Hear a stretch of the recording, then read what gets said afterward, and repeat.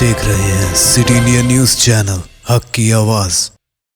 السلام علیکم ناظرین، سٹی انڈیا نیوز کے عالمی خبروں کے پروگرام منظر عالم میں آپ کا خیر مقدم ہے۔ ناظرین، ہمارے اس پروگرام میں ساری دنیا کی بدلتی صورتحال پر ڈالتے ہیں ایک تفصیلی نظر۔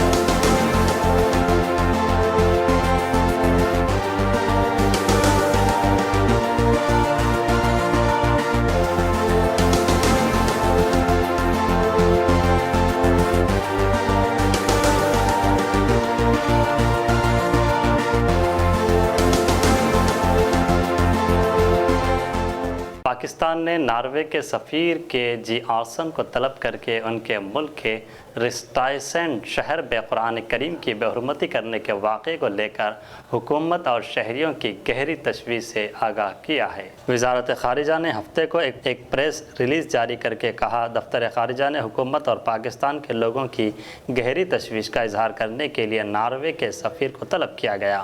مسٹر ارسن نے واقعے پر افسوس ظاہر کرتے ہوئے کہا کہ ناروے میں سب کا اظہار آزادی اور کسی بھی مذہب کو ماننے کا حق ہے۔ وزارت خارجہ نے اپنے بیان میں ناروے کے حکام سے واقعے کے لیے ذمہ دار لوگوں کو قانون کے دائرے میں لانے اور مستقبل میں اس طرح کے واقعات کو دوبارہ نہ ہونے کی اپیل کی ہے۔ قابل ذکر ہے کہ ناروے میں اسٹاپ اسلام مہم کا لیڈر ارس تھوریسن نے حال ہی میں ایک ریلی کے دوران پولیس کے انتباہ کے باوجود قرآن کے ایک نسخے کو جلانے کی کوشش کی، جس کے بعد ایک شخص سے اس کی ہاتھا پائی شروع ہو گئی۔ سوشل میڈیا پر ایک ویڈیو میں ایک شخص کو مقدس کتاب کو جلانے سے بچانے کے لیے بریک ٹائرے میں کودتے ہوئے دیکھا جا سکتا ہے۔ ریلی کو پرتشدد ہونے سے روکنے کے لیے پولیس نے تھورسن اور قرآن کریم کو جلانے سے روکنے والے شخص کو حراست میں لیا ہے۔ ایران میں حکومت کے خلاف حال ہی میں ہونے والے مظاہروں میں شامل 180 لوگوں کی شناخت کر کے انہیں حراست میں لیا گیا ہے۔ ایران کے سرکاری میڈیا براڈ کاسٹر IRIB نے ہفتے کو ایک رپورٹ میں یہ اطلاع دی۔ IRIB کی رپورٹ کے مطابق حراست میں لیے گئے لوگوں پر بینکوں میں آتش زنی کرنے، سرکاری املاک کو نقصان پہنچانے، قانون نافذ کرنے والے اداروں کی اشیاء پر حملہ کرنے اور دیگر غیر قانونی کاموں میں شامل ہونے کے الزامات ہیں۔ ایران میں اچانک پیٹرول کی قیمت بڑھانے کے حکومت کے فیصلے کے خلاف گزشتہ ہفتے کو ملک کے کئی صوبوں میں احتجاج و مظاہرے ہوئے ہیں۔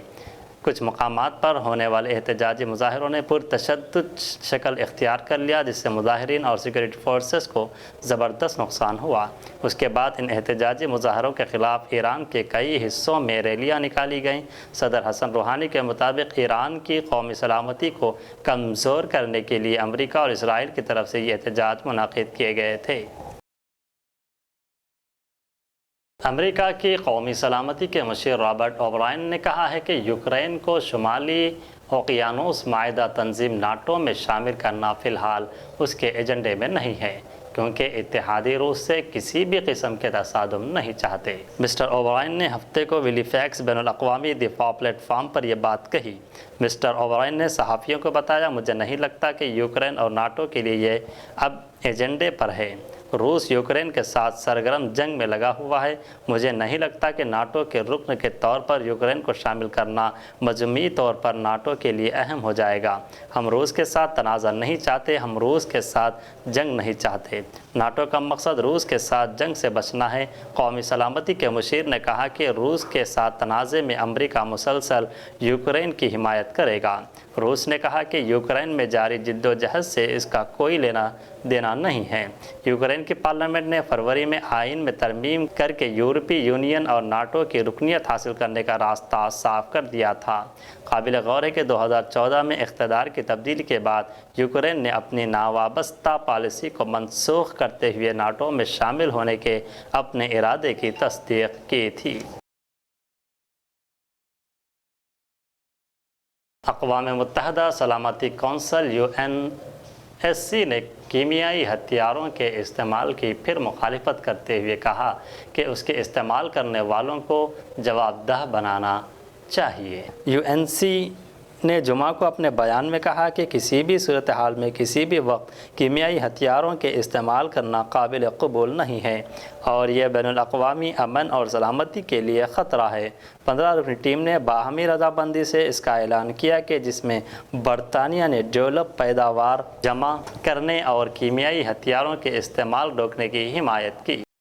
امریکہ کی نائب وزیر خارجہ جان جے سلوان نے ہفتے کو کہا کہ روس اور امریکہ کے تعلقات میں بہتری روس کے منسلک معاہدے کے عمل پر منحصر کرے گا۔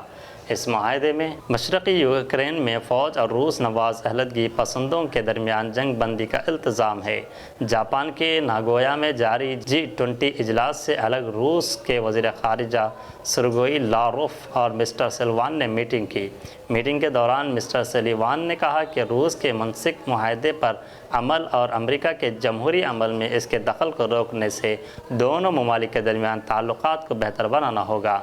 امریکہ کی وزارت خارجہ نے پریس ریلیز میں کہا، نائب وزیر خارجہ سلیوان نے روس کے وزیر خارجہ لاروف سے دہرایا کہ دونوں ممالک کے درمیان بہتر تعلقات منسلک معاہدے کے عمل پر منحصر کرے گا اور ہمارے جمہوری عمل میں دخل کی کوشش قابل قبول نہیں ہے۔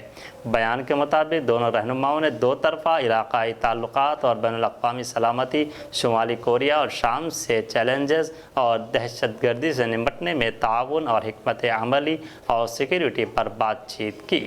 تو ناظرین، یہ تھی آج کی عالمی خبریں۔ پھر انشاءاللہ کل عالمی خبروں کے ساتھ آپ کے روبرو ہوں گے۔ اب دیجیے محمد افضل کو اجازت اور دیکھتے رہیے آپ کا اپنا چینل سٹی انڈیا نیوز، حق کی آواز۔ اللہ حافظ۔